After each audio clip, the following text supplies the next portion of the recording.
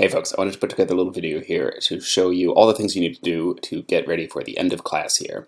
Now, I'm going to try to do this as fast as possible, first off, to not make you have an hour-long video to watch, and also as a little bit of a challenge to myself. So I'm going to see if I can run through every topic we have in under 20 minutes, and as an extra challenge, I'm going to do it while eating some delicious homemade matzo ball soup that I made yesterday. So you all can just enjoy some slurping sounds.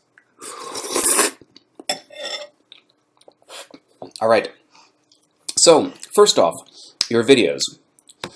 I've got a video here that I made a week or two ago at this Facebook conference, and I want to export this. So the first thing I'm going to do is I'm going to drag my playhead right here to the very beginning of the video, and I'm going to click I to mark an in point, and then come right to the end of the video, and I'm going to use O to mark an out point, so we've got the section that we want to export highlighted. Now, we're going to open the export dialog. We can either do this with File, Export Media, or, I like keyboard shortcuts, Command or Control on a PC, M. And that will pop us up this export window. Now, like I said before, H.264 is pretty much your default for distributing anything on the internet. It should work for most things these days. If you're not sure what you're doing, match source high bitrate will probably take care of you, but I know this is going to go on YouTube, so I'm going to come all the way down to the bottom here and pick YouTube 1080, which is the resolution of my original footage, HD. And output name, we can pick where we save this and what we call it. So I'll click that and save it to the desktop, and I'll call it F8 interview. On the desktop, save. So that's picking where it goes. Export video and audio, both checked. That's great. A lot of this stuff you can probably leave as is. On match source, the one thing I might change is I might change this VBR. This is variable bitrate. I might change this to 2pass, which doubles how long your export will take, but actually does make it a bit higher quality for the file size. So I might pick that, and I also would raise this maximum bitrate a bit to give it some headroom for that variable bitrate. So now this is pretty much good. You can scrub around here a little bit to just make sure everything looks all right. It doesn't look distorted. Everything's formatting okay.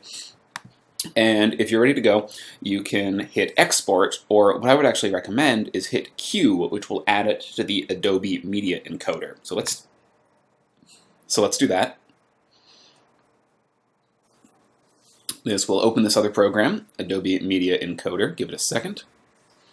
All right, so now we have here, it's saying this is the format we've picked for the video, this is where it's going, and we picked custom settings. And you can actually click any of these to edit them. I could click this to edit where it's going to be saved. I can click this to actually pop us back into this window. Click OK, and then when you are ready to export, you can just click this play button here, and it'll start going. So we'll leave this guy running for a little bit and fast forward into the future. Alright, so I've fast forwarded us a little bit, and I want to get this finished video, which is now on our desktop, uploaded into YouTube. Well, that's really easy. If you're signed into a Google account, you can just go to youtube.com and click this upload button in the top right. Now, you can either just drag and drop files right into this space, or you can click and it will take you to this little window, and we can go, here we go, F8 video, this is the one that I want to upload. So we're just going to click OK, and it's that simple. And this will start uploading and processing, so we'll leave this going in the background and we will switch over to GitHub for a minute. Alright, the next step here, we are going to get set up on GitHub and get a GitHub page launched. So we'll go to github.com. I'm going to make a new account to try to make this look real. So go to pick a username, ctcchat, go to ctcchat, outlook.com. This is my general business account. Wouldn't hurt to actually have an account here anyways. Sign up, choose the free account, continue, say I'm someone experienced, and this is a school project. And I'm sure I'm a hobbyist, why not? And we'll submit. So, then the thing I want to do is go to this GitHub Pages guide. which is right here. And it says how to get your project started quickly. We're going to go user or organization site. We're going to set this up using GitHub for Mac, which I've already downloaded. Hopefully you have as well. So we'll launch that right now. GitHub. And I may need to do a couple things here. So let's go new repository. Great, verify my email address. Now, I'm going to sign in. Perfect, I am signed in.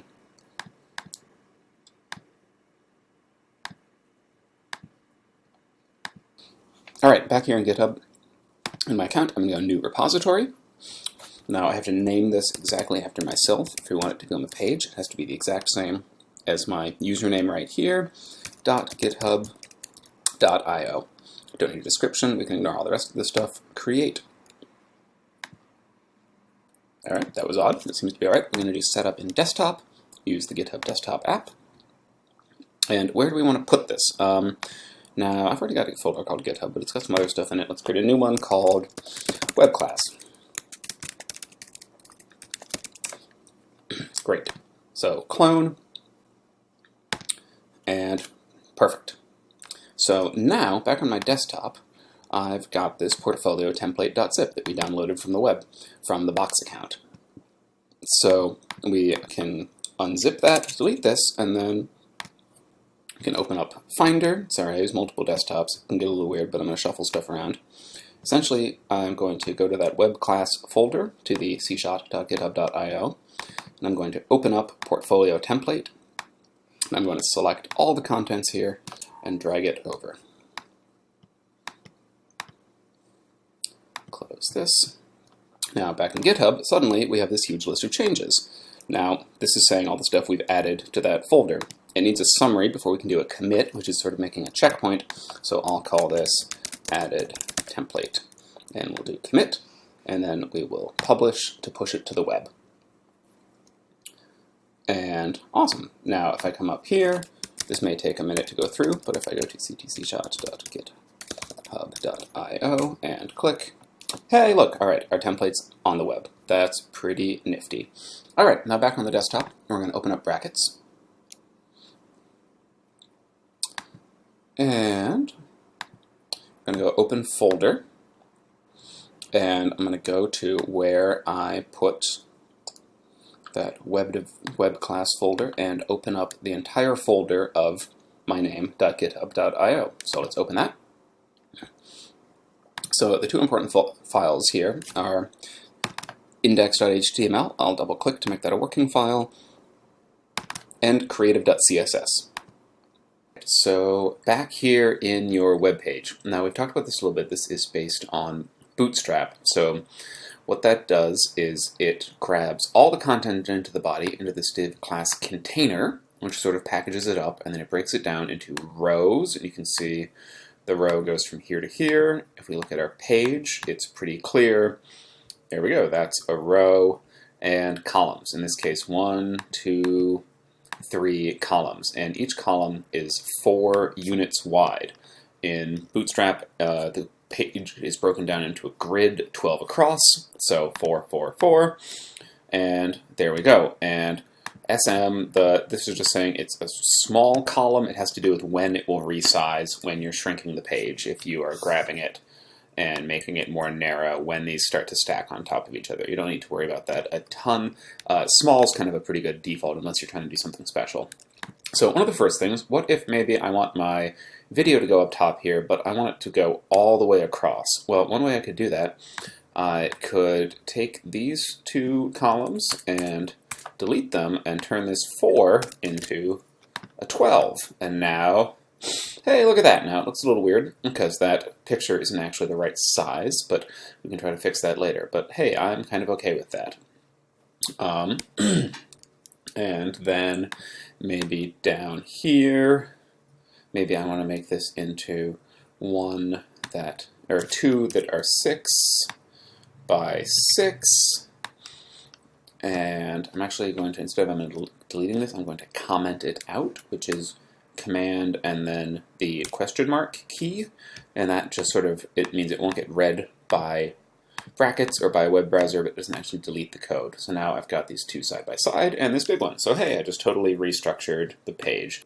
So let's say I want to replace this big photo in the background here. Well, normally we would think of that coming from an image tag here, but for something like this, which is kind of fundamental to the page, it's actually somewhere a little tricky. It's up here at the top where we've got this header. This is a class. This is actually some little CSS at the top of the page. CSS can live either in this .css document, but it can actually also live in the header of the page here. So we've got this header class, and it's got this attribute background image, which, once again, this is confusing. CSS is a different language from HTML. They write and read a little bit differently. Instead of image src and then pointing to where the picture is, it's background image URL, but then it's looking in the same place. If I go to the File Explorer, I can see, here's my page, or my folder for my page. Here's my image folder, and here's header, and that's the picture. So it's saying URL is the path, image, header. So if I wanted to change that, there's a couple ways I could do it. I'm gonna open a new Finder window here and go to my pictures. I'm not actually sure what I have on this computer. I think it's quite a lot of random things. Let's see. So I've got a bunch of pictures from going to Monterey Aquarium. So let me grab a couple of these and drag them in. So we've got this guy, and I'll grab that, and I'll grab some of these ones that I never renamed. What looks good? Oh, actually, I really liked that surf one. Where's that? So something like this. Hey, that looks great. Let's pull that in too, and maybe I was testing out a smartphone when I was there, so there's a lot of strange photos here. So maybe this one too. All right, so now I've got a bunch of pictures in there. Well, if I wanted to change this and I didn't want to mess with the code at all, easiest way to do it, I could just take this and add something like .old, which will just make the computer kind of ignore it. And then I could take this picture and I could just rename it header.jpg. Now remember, in here, the URL is saying it's looking for image header.jpg. It hasn't quite realized that it's changed yet. But if we come, let's save. And I'm going to reload this page. And look at that! So I didn't even have to change anything in the code. I just changed the name of the pictures, and suddenly it's pointing at this one. Now, maybe I want to add a picture here where it says 700 by 500. So if I wanted to replace a picture here, right now up at the top, this is using CSS to look for photos, and it's this URL image header. Now, down below, this is using HTML, so it's this image class, image responsive, and source. So right now this is pointing to a web page. That's where it's getting this placeholder image from. And I would want to delete this, and instead I'll point this at a folder on my computer. So we'll point it at that image folder, and brackets does this really nice autocomplete if you've got everything working. So I can make this whatever I want. Let's grab, maybe I'll do this picture of the gull. So, I need to fire my preview back up again. We had that close. Move this into a different screen. And as this all loads up, let's take a look. Hey, that looks pretty darn good. Now, what if I wanted to add another row here? Well, it's actually one of the things that makes Bootstrap pretty easy is you can do a lot of customization just with copy and paste. So I'm just going to copy this entire chunk, this whole row here, and I know it's a row because I'm going up to div class row, clicking on that, and I can see where it highlights at the bottom here, and it very helpfully says end row right below that. So I'm going to come just underneath where it says end row, and I'm going to paste this whole chunk. Now if I come back to my preview, I've got a new row, though I don't really like that second picture also being the same. So let's come back into that image, and I'll make it img. I'm just going to click here to select, and then see, I don't even have to remember a really long, annoying file name like this, because it'll auto-complete it for me, and right there. And hey, that's a squid, or that's a cuttlefish, I think. So, there we go.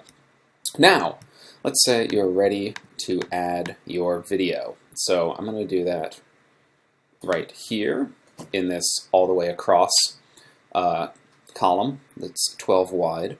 So what I'm going to do with that is we're going to go back to where we were uploading our YouTube video, and that is done here. It can take a little while to process too. You want to make sure this processing is done as well. And we can enter some information. So we can call this F8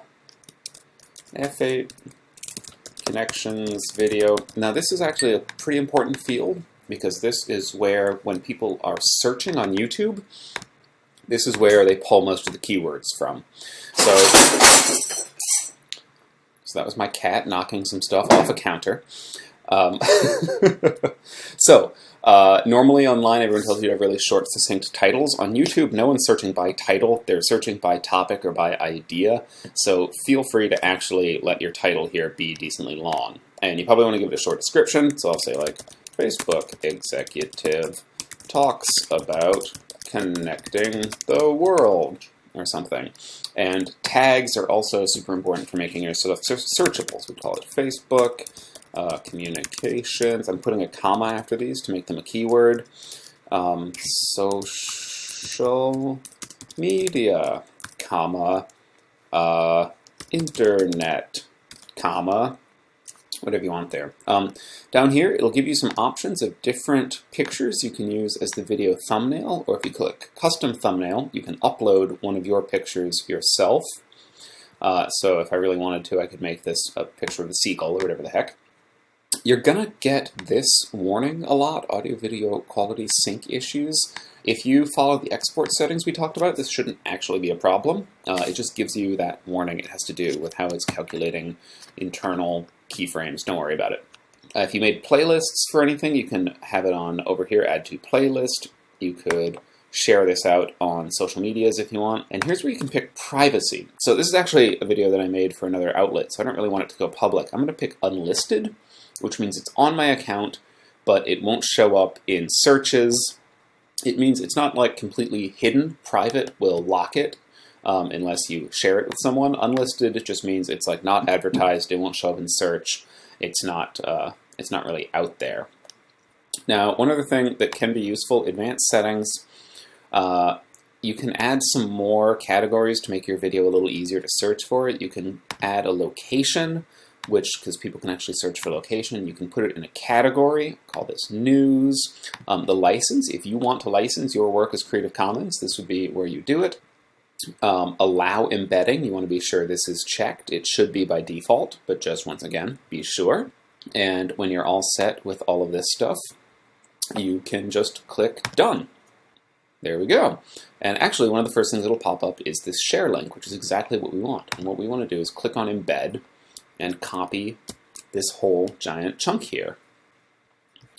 And then we'd take that, and here, where we have this image, we want to delete that. So once again, this is the image in our column that I just made 12 wide. I mean, you don't have to make yours this big. I'm just looking at different ways to format this, and I'm going to delete that image and paste in this embed code. And it's trying to load it. Anyways, we do probably want to change one thing about this here. We want to set the width to 100%. We talked about that before. And I'd actually like to set the height to, I think, 450. I want this to be decently big. So we'll let that happen. And then there's actually something else we could add here that will make this a little... hey, that looks pretty good right there. We can make this actually resize itself a little bit better. Because this is HD video, it's in a 16:9 aspect ratio. We've talked about that. That's 1920 by 1080. That's 1080p. 16:9 is the ratio of the width to the height. And there's actually a shortcut for that in Bootstrap. So we can add embed responsive as a class in this div. And once again, this stuff actually starts to autocomplete for you, which is really cool. And then we can also add embed responsive 16:9. And save here. And if I come over here, so it has made it the full size of the box. It's actually covered up my text, which for this maybe I'm okay with, but it means it will actually resize and scale very nicely. There's a pretty easy way we could move the text down if we wanted to, so we can still see it. We could actually just close off this row. So I'm closing divs here, because if you click to see where they match, this one's closing the box there, this one's closing the column, and then this one will close the row. So once again, I told you you could do an awful lot with copy and paste, and I stand by that. So I'm going to copy. Actually, let's do this even smarter, because I don't want this embed responsive. Let's come down to one of these ones we haven't edited, and I'm going to copy inner box, column, and row. And I'm going to paste it on top here. Now, then you might have noticed we had, oh, actually, that works perfectly. We have the 3 closing tags right here. The one thing we want to do is we had this 12 wide on top. Let's make it 12 wide here. And now if I come over, so they're slightly separated because there's some built-in spacing in this template that we've been using, but that's kind of okay. I've got my video, I've got a little description right below it. That looks pretty good to me. Then we've got these boxes here, so let's go back. Actually, we'll show you just how to grab the YouTube content from on the video page first before we move on to data. So let me go return to, actually I don't want to do return to editing. Let me go to Video Manager. So we've got the connections video here. This is what I just posted. We can click on this to open it. Now if we wanted to grab that embed code again, we could come down right here in the video to share. And this would give us that same little set of links. We've got share, we can embed, which is what we want. This will give us the iframe code, and you could email it to someone if you wanted. Now the other stuff to notice here, you can see video analytics here on your page. Click on this, it'll tell you how many people have watched it, how long they watched for, things like that. There's one other thing which actually some people find really cool. This is just basic editing. You can actually, there's more and more stuff you can do in YouTube itself in terms of editing, but this subtitles and closed captions, I know some people had asked about this as an option. You can come in here, pick the language that's spoken in the video. As it says, there are 178 supported languages. Go set language, and it will take a little while to do this, and it will not be perfect, but YouTube will actually try to analyze the speech in the video and write you closed captions for it, which is pretty darn cool. As it says, it's automatic. So what you would do is you click on this, and it pops up this system here. This is a little strange, but it's saying this will be on screen from 0 to 3.7 seconds. This will be on screen from 3.7 to 7. And this has actually done a pretty good job. You know, more than half the world is not online. You know, 4.1 billion, 4.3 billion people do not have access to the internet. This is actually what he was saying. This is pretty darn good. Now, if they get something wrong here, you can just click over, it's so slow, click over there, click Edit. There we go. And you can actually edit these, and you can also, if it's not lining up perfectly with what he's actually saying, you can come down here to the timeline and you can click the edges of these, just like trimming an edit point. There we go. And you can actually make them longer or shorter, or shift them around, or do whatever you want to line them up. Now, this isn't mandatory, but it's something that can certainly be useful. There are more people out there who are deaf or hard of hearing than you would think, and also it can just be useful in general for people watching with the sound off, as we've talked about. So I'm going to exit here. I'm not going to do publish edits. I'm not going to save this, but I just wanted to show you this captions feature. So we'll exit. And the other things you don't have to worry about a ton. If you want to get back to your video, you can just click this little Back to Video Manager. So that is one way to get videos into your web page, using this iframe, optionally adding this embed responsive and embed 16:9, and then moving the content into another subheading or another sub-column here. Now, alternately, if I wanted to put the video into a box like this one here, the 700 by 500, we could just go to share, click the embed code, grab that, we'll bring it over to, here's one that I have in one of the columns that's 6 across. I've got this image right here. If you just want to keep this super simple, just paste it in to replace it, set the width to 100%, and now when we come back over, that looks pretty darn good. It's not totally filling the box, it's not a perfect fit like it is up here, but it looks pretty darn good, and I'm pretty happy with it. If we wanted to make these two the exact same height down here, we could actually go back into this gull picture and edit it in Photoshop to crop it a little bit shorter, and then they would match, because the height is based on the height of the embedded content right here. So, cool. Now, let's say we want to add a data wrapper chart. I'm going to come to data wrapper here. I'm already signed in. I have not actually done a ton in here. I usually try to do my charts just directly in code, which is way more time consuming. I don't recommend it. But I've got some at least like draft ones here that we can embed, no problem. So I'm going to click on these, or you could go up to my charts up here at the top. And it's already skipped to the end here, but you can work your way through these if you need to tune anything up. Otherwise, come to this Publish and Embed, and you'll click this Export for Embedding. It might pop up that status bar, which will slowly work its way across the screen. As we pointed out, this whole feature seems to be a little buggy still. Data Wrapper is built by journalists for other journalists. It's a little finicky sometimes, but this bar will come all the way across, and then it won't actually close itself. Once it's done, you just have to click Done, and then you come back and click Export for Embedding again to get to this screen. So it gives you this nice embed code, and you can click Copy to snag it.